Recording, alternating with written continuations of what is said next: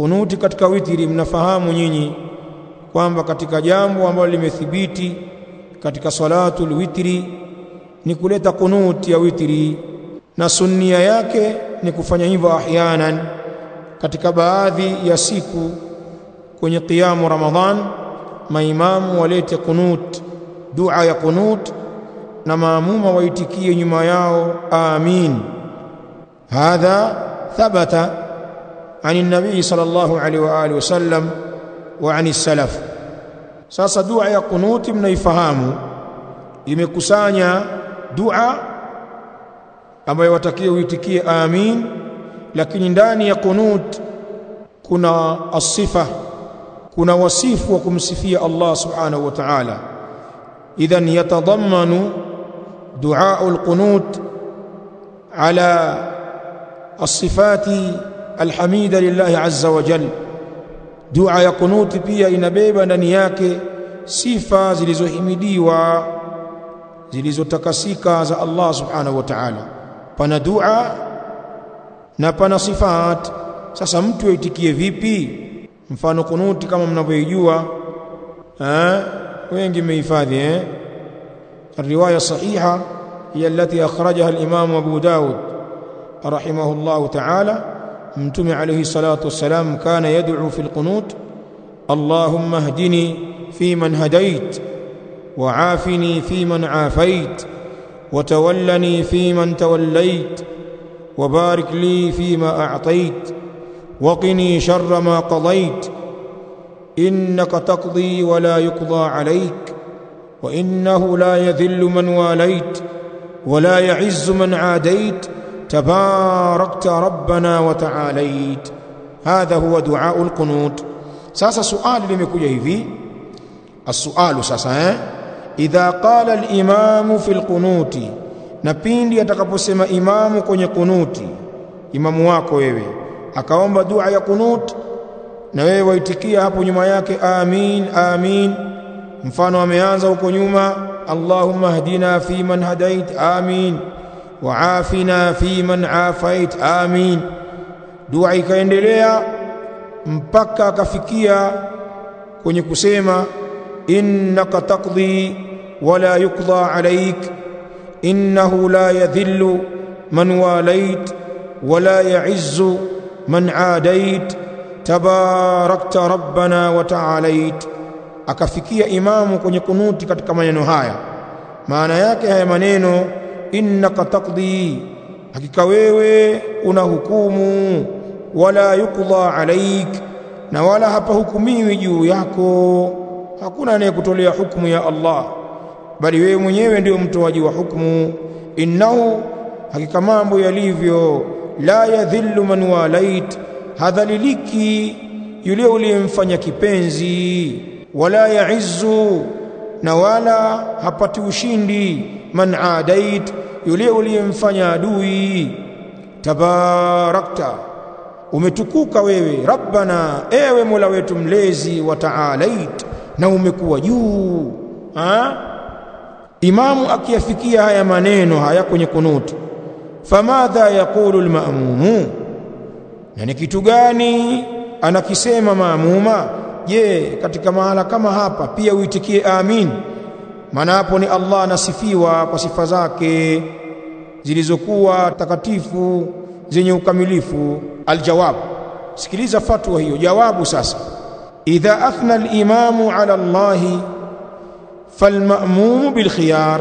Maulama wakiwemo ulamau al-lajnati ad-daima wanasema idha athna al-imamu ala Allah, na pindi akimsifia imamu Allah, idha athna al-imamu ala Allah, na pindi akisifia imamu juu ya Allah, akataja sifa za Allah kama hapo kwenye dua hii. Falma'mumu, na maamuma yule aliye nyuma ya imamu, bil khiyar, yupo katika khiyari.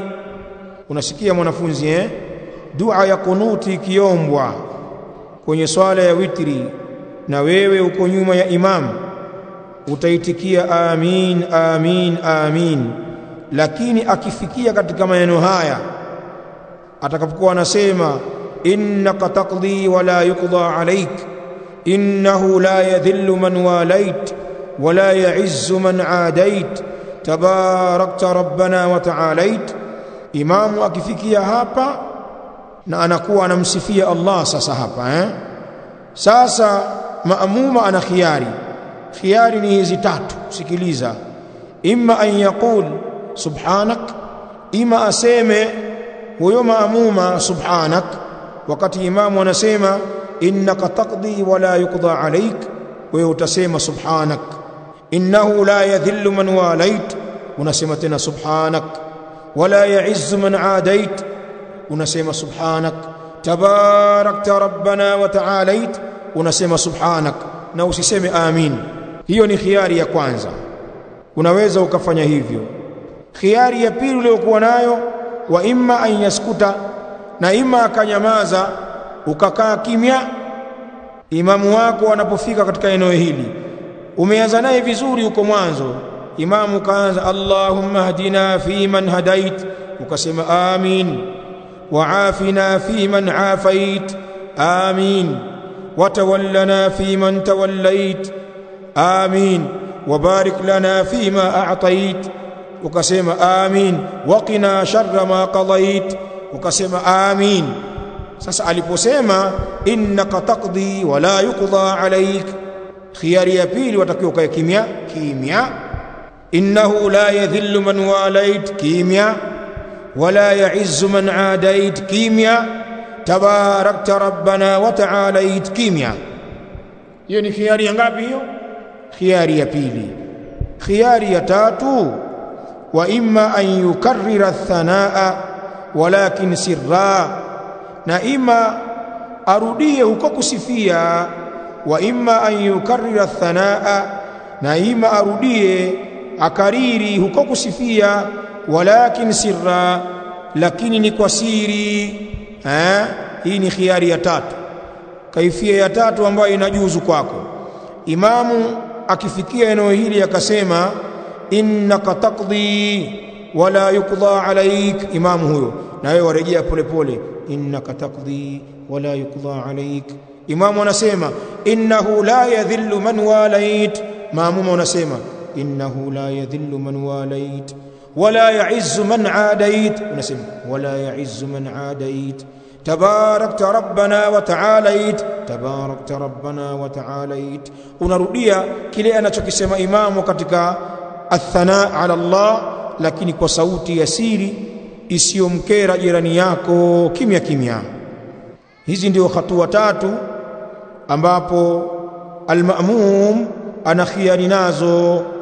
Hatua ya kwanza, imma an yaqula subhanak, ima aseme subhanak wakati imamu anamsifia Allah. Wa imma an yaskuta, na ima anyamaze, hatua ya pili. Wa imma an yukarrira thanaa walakin sirra, na ima akariri kusifia, arejelee huko kusifia lakini kwa siri. Sasa pana maneno ambayo husemwa na baadhi ya maamuma kwenye misikiti huko, wala yaqul nahu ashhadu, nami nashuhudia, wana wenye kusema hivyo, wala asemi haqqan, yani wakati imamu anasema innaka taqdi wa la yuqda alayk, pana wazee utawasikia ashhadu ala dhalik, hakuna hiyo.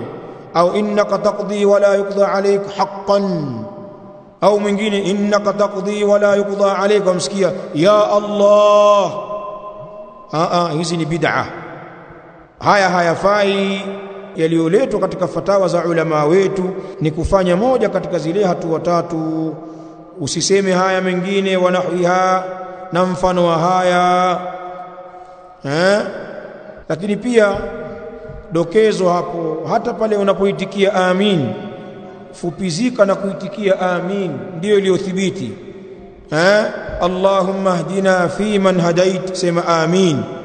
Wa afina fi man afait, sema amin.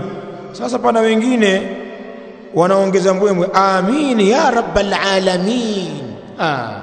Hiyo rabbul alamin umetoa wapi kwenye kuitikia dua? Haijathibiti hiyo. Kwa hivyo usiilete hapo.